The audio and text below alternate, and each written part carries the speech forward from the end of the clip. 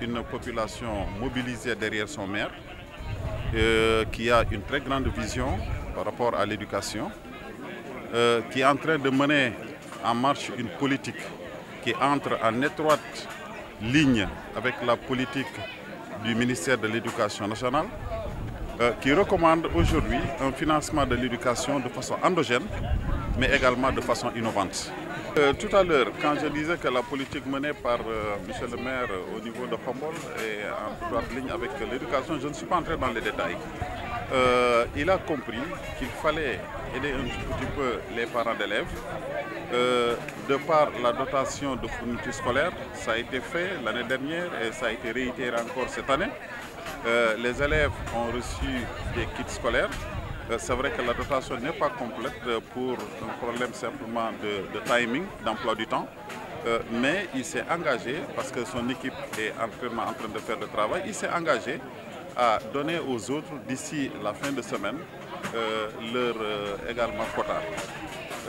Je disais également que par rapport à l'éducation, l'année dernière, M. le maire, à travers un forum communautaire, avait pris des engagements. Dans le cadre du PAM, c'est le projet d'amélioration de l'apprentissage des mathématiques à l'élémentaire, il avait pris un engagement comme quoi il allait fournir aux écoles des matériels de reprographie, c'est ça votre souci, et que cet engagement avait été respecté. Les écoles ont reçu des risographes, ils ont également reçu des rames de papier pour leur permettre de donc préparer les tests, les compositions et autres.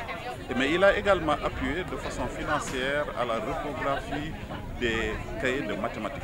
Ça a été fait également l'année dernière. Plaidoyer pour plaidoyer, j'ai demandé tout à l'heure à ce que l'effort ne soit pas interrompu et qu'il soit étendu à la prise en charge de facilitateurs. On en a besoin pour un tout petit peu renforcer le quantum horaire au niveau de nos écoles. Docteur Ndeye Mbacké Kane, je suis la coordinatrice du programme national de lutte contre les maladies tropicales négligées.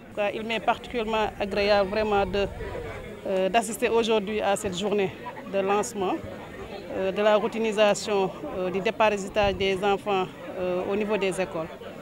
Et comme je vous l'avais dit, on a ciblé le district de Khombole, notamment la commune au niveau de l'école 4, pour faire ce lancement. Le choix de Khombole peut s'expliquer par plusieurs raisons.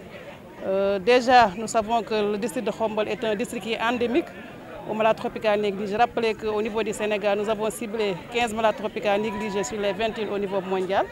Et parmi ces 15 maladies, le district de Khombole est co-endémique au moins à plus de 5 maladies tropicales négligées, dont les géohelminthias et les schistosomiases, qui font l'objet, en tout cas, de distribution de routine et qui touchent surtout les enfants d'âge scolaire. Ça, c'est le premier critère. L'autre critère aussi, on a vu que le district de Khombole a l'expérience de mener des interventions dans le cadre de la lutte contre les maladies tropicales négligées. Mais ce qui est plus marqué, c'est que le maire s'est engagé dans la lutte contre les maladies tropicales négligées, dans le domaine de la santé de manière globale, mais plus spécifiquement sur les maladies tropicales négligées.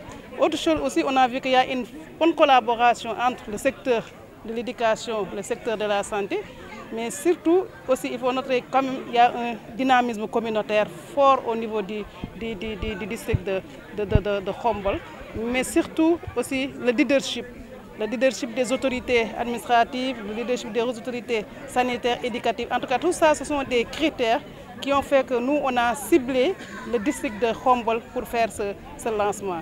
Et c'est un lancement qui coïncide avec l'ouverture des classes. Et ça, pour moi, c'est quelque chose d'innovant. C'est le moment de féliciter, en tout cas, le maire, mais aussi le district, toute équipe, le district sanitaire, avec l'appui de la direction régionale de santé, et avec l'appui de l'IF, en tout cas, pour vous dire que pour nous, c'est quelque chose d'innovant. Innovant dans la mesure qu'aujourd'hui, le Sénégal s'est lancé dans un processus d'élimination de ces maladies tropicales négligées. Il faudrait que les acteurs s'approprient. Il faut qu'au niveau de l'éducation, que les enseignants, en tout cas, qui sont déjà engagés depuis longtemps, mais qu'ils puissent en tout cas assurer cette durabilité à travers le déparasitage régulier des enfants au niveau des écoles. Et le ministère de la Santé est prêt à fournir des médicaments pour assurer cette distribution de routine. Mais aussi qui nous a permis de faire la sensibilisation. Ça nous a permis de rappeler, de voir les mesures préventives. Aujourd'hui, on a vu que l'école, quand même, on a bien réhabiliter l'école, mais ce que nous aimons plus, c'est que l'hygiène. Parce que l'hygiène, en tout cas, fait partie des déterminants de ces maladies tropicales négligées. Aujourd'hui, il y a des toilettes, aujourd'hui, il y a des points d'eau pour que les élèves, en tout cas, puissent laver régulièrement les mains. Ça, c'est important dans le cadre de la prévention. Pour vous dire que pour nous, c'est quelque chose qui est innovant. Quand Khombole a été ciblé, et nous espérons que Khombole va réussir en tout cas ce projet avec l'appui de tous les acteurs que je viens de citer, à savoir le ministère de l'Éducation, la collectivité territoriale, notamment la commune de Khombole, le district sanitaire et la direction régionale de santé. Ensemble, en tout cas, je sais que nous sommes vraiment optimistes pour qu'on puisse vraiment réussir ce projet et faire l'extension dans les autres districts de la région de Thiès, mais aussi dans les autres districts du pays.